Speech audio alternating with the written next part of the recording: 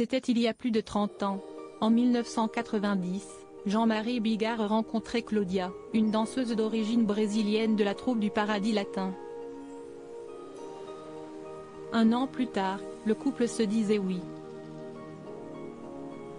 Après 11 tentatives infructueuses de fécondation in vitro, le couple s'était cependant éloigné. Cependant, le petit Sacha a pointé le bout de son nez le 19 juin 2009, grâce à un don d'ovocytes. Si le couple a divorcé quelques mois après la naissance du petit garçon, l'humoriste a fait en sorte que son ex-femme ne manque de rien. En janvier 2020, dans le podcast Parents d'abord de Télé Loisirs, il avait ainsi expliqué « Je lui ai donné quasiment ma fortune pour qu'elle ne manque jamais de rien. J'avais investi des biens au Brésil et à Hawaï. C'était de l'immobilier pour une très grosse somme d'argent. » Au cours de cet entretien, Jean-Marie Bigard avait indiqué « Mon avocate m'a dit, vous êtes en train de vous faire plumer, vous ne récupérerez jamais tout ça. Je n'aille pas lésiner. » Quelques mois plus tard, CST sur le plateau de l'Info du Vrai, sur Canal+, que l'humoriste avait évoqué son argent. J'ai une première femme, je lui ai quasiment tout donné certainement pour me dire elle ne manquera jamais de rien jusqu'à la fin de sa vie.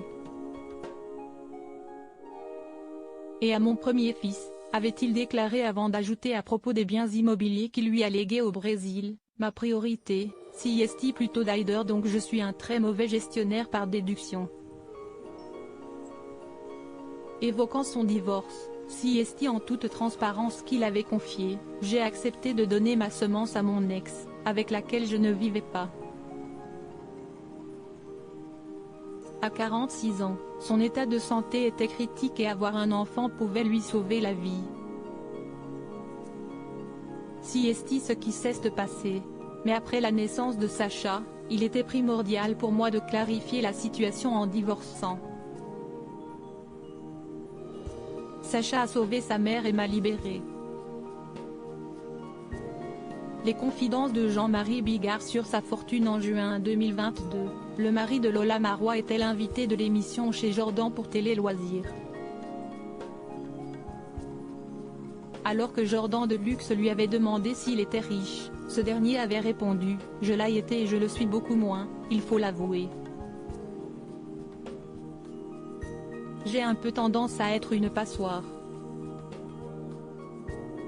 J'ai dilapidé toute la fortune que j'ai gagnée pour les autres, pour faire du bien par-ci, par-là. »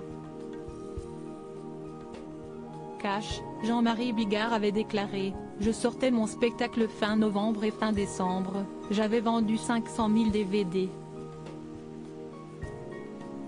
J'avais sur chaque DVD 7 €.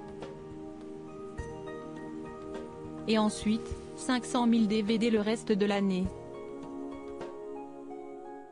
Ça veut dire que chaque spectacle, je gagnais jusqu'à 7 millions d'euros sur l'année.